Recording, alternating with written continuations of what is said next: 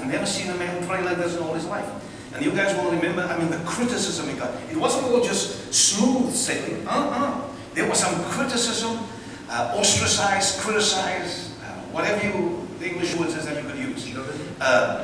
And just criticism about, he prays too much. That was the accusation, he prays too much. And people would come, what happens, I mean, when he steps into a revival meeting, miracles happen, things. And the secret was a prayer life.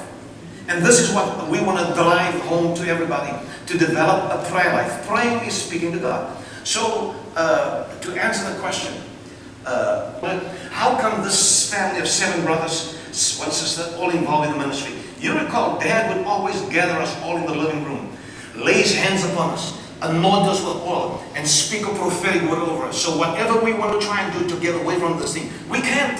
We can't. I had something, and we found some fish on the bench. They lifted the bench up against the wall. And we thought, I thought that it must have been the angels that brought food. And I believed that for years and years, until years later, somebody said, I came past early in the morning. They went to catch some fish and they brought fish to the house. So this was the faith we had at that time. Right? Anything can happen. Let me just continue while I'm thinking of this. This is what happens when you have 7 preachers up on stage. I'm number 2. George, you were there. You were part of the search party. And as I'm watching this amazing movie, first movie of my life, and I'm watching this all in, and I feel this hand grabbing me out of the shoulder, whipping me out of the seat. I'm just pulling me out of the seat. It was George. He found me. He's 12 years older than me. And you, instead of just letting me run away, you took me to Dad. And I got in this little camper where they were in an open field. And there's the camper. And of course, Mama grabs me and crying. And I'm thinking, what's all this about? All I went was to watch a movie.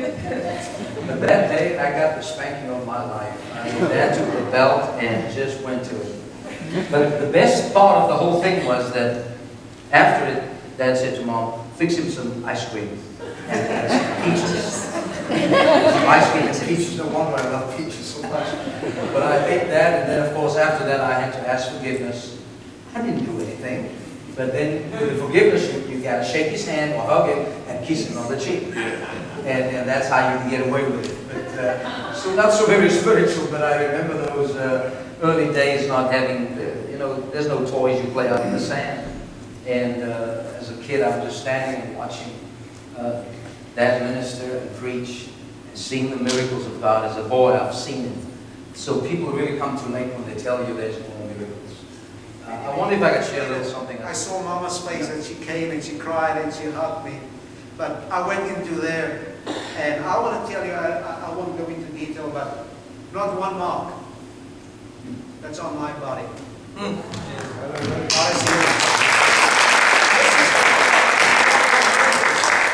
This is what has set us apart to believe that there is a God, there is a cause, there is a purpose that we are in a ministry.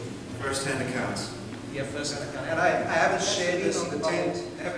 There were some of the older mothers that looked after the tent. When they heard the riots broke out, they actually went there and prayed inside the tent. So they could hear these people talk outside, putting gasoline on the tent and try to strike a match and put it to fire. But it wouldn't burn. The tent wouldn't burn. There was such an anointing even on the cloth, on the tent. And they said, something is happening here, we better run, we better get away from this tent because something is happening here. They couldn't get the tent to burn. And the next morning, my dad felt like It wasn't easy. I remember Dad, we called him, and Mama. You were with him, George. We were at home, still in school. And one of the hardest times of his life, traveling through one of the areas, but he had to go. The goodbyes was always very sad. There, everything packed, the stuff on top of this truck, the same, what God gave us. Remember that Roslyn spoke about? And there, Dad said goodbye, and he's crying goodbye, maybe 6 months, on the road somewhere. They came to a certain place, preached that night, in a village. Now, somehow didn't consider that there will not be accommodation, nowhere to sleep. Cold. And here that night, Dad said, they knocked on a couple of doors. See, I've got my family, my baby boy is just, I think, 3 or 4 years old. My wife, we need a place to sleep. Everybody left after the service, the lights went out, that outside light. As they left, Dad and the family, Mom, George, and Johannes, all by themselves, said, after knocking on doors, nobody said, we would love to, but our houses are full, try this one, that one. And there was a man there, I believe, a shop. And very gently he said, if I had place, I would gladly, but I've got some visitors, my house is full.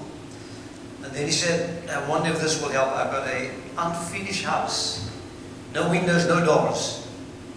If you don't mind, if you just want to throw a blanket out there, a little mattress.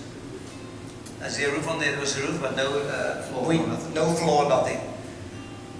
And here is this great man of God with his family. That was the only place to sleep.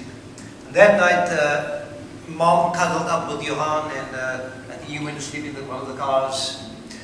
And Dad's testimony, he was walking with his coat on, cold. He's praying, God, I don't understand how this works. You promised to provide, that if I work for you, you will supply the needs. I don't have a place to sleep. I can't put my family through this. And something came to his mind. He said, I'm in my resignation.